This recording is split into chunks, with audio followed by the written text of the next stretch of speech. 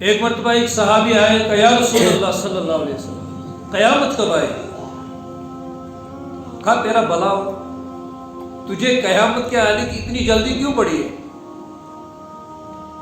تو نے قیامت کی تیاری کی کر رکھی ہے؟ قیامت پتہ ہے کیا ہے؟ وَتَزَوْ كُلُّ ذَاتِ حَمْلٍ حَمْلَهَا،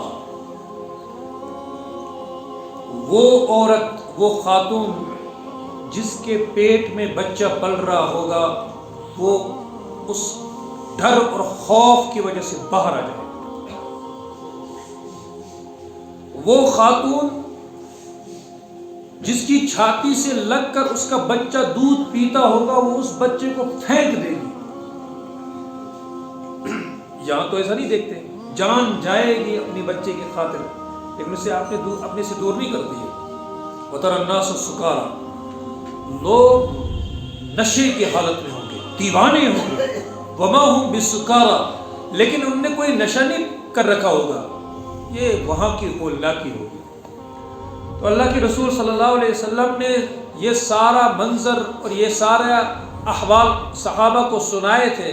تو جب صحابی نے پوچھا یا رسول اللہ صلی اللہ علیہ وسلم قیامت کب آئے گی، تو آپ صلی اللہ علیہ وسلم فرمائے اللہ تیرا بھلا کرے، تجھے قیامت کی اتنی کیا فکر پڑی ہے، تو نے کچھ تیاری کر رکھی ہے؟ تو صحابی نے معصومانہ جواب دیا، عمل تو میرے پاس کچھ نہیں ہے، بس یہ ہے کہ مجھے اللہ اور اس کے رسول صلی اللہ علیہ وسلم کے ساتھ محبت ہے، میرے پاس بس یہی ایک عمل ہے۔ یہ تو ان کی عاجزی تھی، ان کے ساری تھی۔ اس پر انہیں اعتماد تھا کہ ہمارا رواں حضور صلی اللہ علیہ وسلم کی محبت سے بھرا ہوا ہے، اسی لیے اس کا دعویٰ کیا کہ عمل تو کوئی نہیں ہمارے پاس، بس ہاں یہ ہے کہ ہمیں آپ سے بڑی محبت ہے۔ تو اللہ کے رسول صلی اللہ علیہ وسلم نے فرمایا پھر خوشخبری بھی سن لو، قیامت کے دن ہر وہ شخص اسی کے ساتھ ہوگا جس کے ساتھ اس کی محبت ہوگی۔ حضرت انس رضی اللہ تعالیٰ عنہ فرماتے ہیں یہ خبر سنتے ہی تمام صحابہ کے اندر خوشی کی لہر دوڑ پڑی، کیونکہ وہ ایسی محبت کرتے تھے حضور صلی اللہ علیہ وسلم سے۔ انہوں نے محبت کا مطلب اطاعت سمجھا تھا، ہم نے خالی کھولی محبت سمجھا ہے۔ یہ محبت کے درجے میں آتا نہیں، یہ تو ہمدردی کی، کبھی ہمیں حضور صلی اللہ علیہ وسلم کے حال و احوال پر جب دو آنسو آتے ہیں نا، وہ ہمدردی ہوتی ہے، احساسات ہوتے ہیں۔ محبت یہ ہوتی ہے کہ حضور کا ارشاد اور حضور کی سنت سامنے آ گئی، اب دنیا ادھر سے ادھر جائے لیکن حضور کی سنت نہیں چھوٹے گی، حضور کا طریقہ نہیں چھوٹے گا۔ محبت یہ ہے، صحابہ نے محبت کر کے دکھائی۔ وہ کیسے؟ جان نثاری کے ساتھ، اطاعت شعاری کے ساتھ، اپنا ایک لمحہ حضور صلی اللہ علیہ وسلم پر جان نثار کیا، سب کچھ نچھاور کیا، اور پھر بھی انہیں یہی احساس تھا کہ ہم نے حق ادا نہیں کیا۔ ایک مرتبہ حضور صلی اللہ علیہ وسلم نے ایک علاقے کی طرف، ایک قبیلے کی طرف تبلیغ کی خاطر کچھ صحابہ کو بھیجا۔ یہ 2-3 واقعات آتے ہیں، ایک ان میں سے یہ ہے قبیلے عزل بقارہ کی طرف۔ بظاہر وہ مسلمان ہوئے تھے لیکن مسلمان ہوئے نہیں تھے، وہ مسلمانوں کو تکلیف پہنچانا چاہتے تھے، نقصان پہنچانا چاہتے تھے، اور انہوں نے ان کو دھوکہ دے دیا۔ چنانچہ ان پر حملہ ہوا اور سوائے 2 کے سب شہید ہو گئے۔ ان میں سے ایک تھا خبیب بن عدی رضی اللہ تعالی عنہ، ان کو پکڑے گئے، مکہ لایا گیا، حرم سے باہر ان کے لیے مقتل گاہ سج گیا، اور ایک کمبخت نے تو ان کو تیر جگر کے اندر پھنسا دیا اور یوں کر کے پوچھا بتاؤ خبیب کیا خیال ہے، اگر تجھے رہائی مل جائے اور تیری جگہ محمد صلی اللہ علیہ وسلم کو لایا جائے تجھے منظور ہے؟ او غافلو، ہم نے حضور پر ایمان لایا ہے، ہم اسے محبت کرتے ہیں، بخدا حضور صلی اللہ علیہ وسلم جہاں تشریف فرما ہے، میری رہائی کے بدلے میں اگر ان کے پاؤں میں کانٹا بھی چبھتا ہے خبیب کو وہ بھی گوارا نہیں۔ یہ محبت کی ہے حضور صلی اللہ علیہ وسلم کے ساتھ صحابہ نے۔ یہی محبت ہمیں سمجھائی ہے، اطاعت والی محبت، جان نثار والی محبت۔ ہم تو محبت کا دعویٰ کرتے ہیں، محبت کا مطلب ہے یقین، اور یقین کا مطلب ہی ایمان ہے۔ بغیر اطاعت کے محبت یہ ایک خیال ہے، ایک وہم ہے، ایک گمان ہے، اس کے سوا اور کچھ نہیں ہے، اس کے سوا اور کچھ نہیں ہے۔ اگر واقعتاً ہمیں بھی اللہ کے رسول صلی اللہ علیہ وسلم کے ساتھ محبت ہوتی تو ہمارے سامنے حضور کی سنت ذبح تو نہیں ہوتی نا۔ ہم اپنی شادیوں کا حال دیکھیں، ہماری شادیاں حضور کے طریقے سے ملتی ہے یا غیروں کے طریقوں پہ ملتی ہے؟ ہم اپنے کھانے پینے اٹھنے بیٹھنے کے وہ طور طریقے سے دیکھیں، کس کے اوپر ہے؟ ہم صبح سے لے کر شام تک حضور صلی اللہ علیہ وسلم کی سنتوں کو کتنے بار ذبح کرتے ہیں۔ کبھی دل میں خیال آ جاتا ہے کہ یہ میرے اس نبی کی سنت ہے جس کی عشق کے میں بڑے دعوے کرتا ہوں؟ اطاع الرسول وتظهر الحب۔ ایک شاعر فرماتے ہیں حضور کی نافرمانی بھی کرتے ہو اور حضور کے ساتھ محبت کے دعویٰ بھی کرتے ہو، یہ کتنی بڑی عجیب بات ہے۔ محبت کو سمجھتے کیا ہو؟ محبت ہے اطاعت۔ اللہ تبارک و تعالیٰ قرآن پاک میں فرماتے ہیں قل ان کان آباؤکم وابناؤکم واخوانکم وازواجکم وعشیرتکم واموال اقترفتموها وتجارۃ تخشون کسادها ومساکن ترضونها احب الیکم من اللہ ورسولہ وجہاد فی سبیلہ فتربصوا حتی یأتی اللہ بامرہ۔ اگر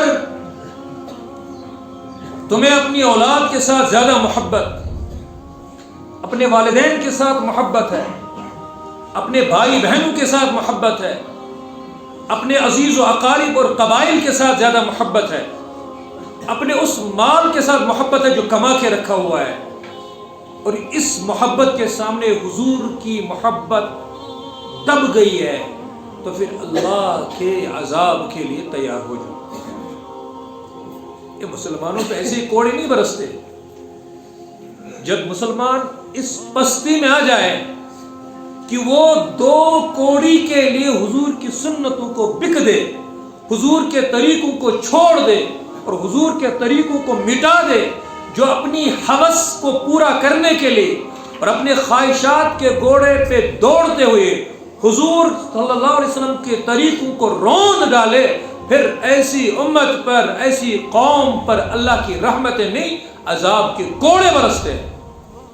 جب حضور صلی اللہ علیہ وسلم کا طریقہ آ جائے، جب حضور صلی اللہ علیہ وسلم کی سنت آ جائے، جب حضور صلی اللہ علیہ وسلم کا فرمان آ گیا، اب تمہارا مقابلہ اس کے ساتھ کرنا ہے۔ کدھر کو ہے؟ ایک طرف مغربی تہذیب ہے، ایک طرف میرے نبی کا طریقہ ہے۔ اگر مغربی تہذیب کو آپ نے چھوڑ کے حضور کے طریقے کو سینے سے لگا لیا تو تمہاری محبت سچی محبت ہے، تمہارا عشق سچا عشق ہے، اور تم یقینی طور پر حضور صلی اللہ علیہ وسلم کے امتی ہو۔ لیکن اگر نبی کا طریقہ چھوٹ گیا اور وہ تہذیب جو تہذیب نہیں بلکہ عذاب ہے اس کو تم نے سینے سے لگا لیا، پھر اپنے ایمان کی خیر منا لے۔ پھر فرمایا فتربصوا، اب پھر اللہ کے کوڑے کا انتظار کرو۔ اور اتنا ہی نہیں، جو لوگ اس چیز کے شکار ہیں، اللہ فرماتا ہے واللہ لا یہدی القوم الفاسقین، اللہ تعالیٰ کہتا ہے کہ یہ لوگ فاسق ہے، فاجر ہے، گنہگار ہے، نافرمان ہے، اور اللہ تبارک و تعالیٰ نے کبھی راہ نہیں دکھائے گا۔ قل ان کنتم تحبون اللہ فاتبعونی، اگر تمہیں حقیقت میں اس بات کا دعویٰ ہے کہ اللہ سے محبت ہے، یقینی طور پر جس کو اللہ کے ساتھ محبت ہوگی اس کو تو رسول صلی اللہ علیہ وسلم محبت ہوگی، فاتبعونی، پھر میری اطاعت کر کے دکھا دو۔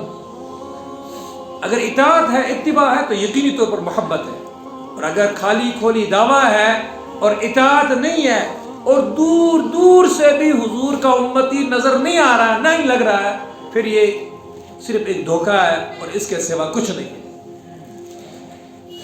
صحابہ نے ہمیں دین سمجھایا، ایمان سمجھایا، اطاعت سمجھائی، وفاداری سمجھائی کہ کس طریقے سے حضور صلی اللہ علیہ وسلم کی وفاداری کی جاتی ہے، کس طریقے سے حضور صلی اللہ علیہ وسلم پر ایمان لایا جاتا ہے، اور کس طریقے سے حضور صلی اللہ علیہ وسلم کے ساتھ محبت کی جاتی ہے۔ اطاعت کا جذبہ اس قدر تھا کہ تفصیل کرنے کی بھی ضرورت نہیں پڑی۔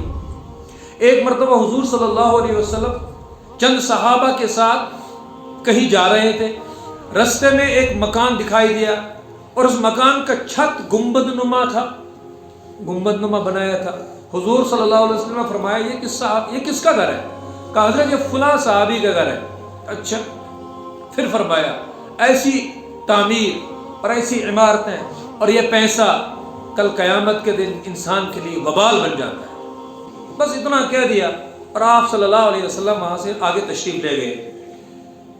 کسی صحابی نے حضور صلی اللہ علیہ وسلم کا یہ ارشاد ان تک پہنچایا کہ کل آپ صلی اللہ علیہ وسلم نے آپ کا گھر دیکھا اور یہ گنبد دیکھا اور پھر یوں فرمایا۔ بس اتنا کہنا تھا، کوئی درخواست کرنے نہیں آئے کہ حضرت میں نے اس لیے بنایا وہ کیا یہ کیا، نہیں، اس کو ڈھا دیا اور اس کو زیر و زبر کر دیا، اور پھر آ کے بھی نہیں بتایا کہ حضرت آپ ہمارے گھر آئے تھے، وہاں سے گزرے تھے، آپ کو وہ ناپسند گزرا تھا، میں نے اس کو ختم کر دیا آپ کی رضا کی خاطر، نہیں، واللہ حضور کے سامنے ذکر بھی نہیں کیا۔ پھر ایک مرتبہ پھر آپ صلی اللہ علیہ وسلم وہاں سے تشریف لے گئے، دیکھا تو گنبد غائب۔ کہا اس کا کیا ہوا؟ حضرت آپ صلی اللہ علیہ وسلم کا ارشاد مبارک ان تک پہنچا، انہوں نے اسی وقت کو زیر و زبر کر دیا۔ اللہ اس پر رحم فرمائے، اللہ اس پر رحم فرمائے۔ یہ تھی اطاعت، یہ تھی محبت کہ حضور صلی اللہ علیہ وسلم کے ایک ایک ارشادات پر مٹتے تھے اور ہم مٹانے میں تلے ہوئے ہیں۔ اپنے گھروں سے اس کو نکالا، اپنی شادی بیاہ سے نکالا، اپنے معاشرے سے نکالا، اپنی زندگیوں سے نکالا، لیکن پھر بھی دعویٰ ہے یچھی تیچھی امتی۔ کیا دھوکہ دیا ہمیں شیطان نے بھی۔ یہ مالا پڑھتے رہو اور پھر جو تمہیں کرنا ہے کرتے رہو، تم پھر بھی امتی ہی رہو گے۔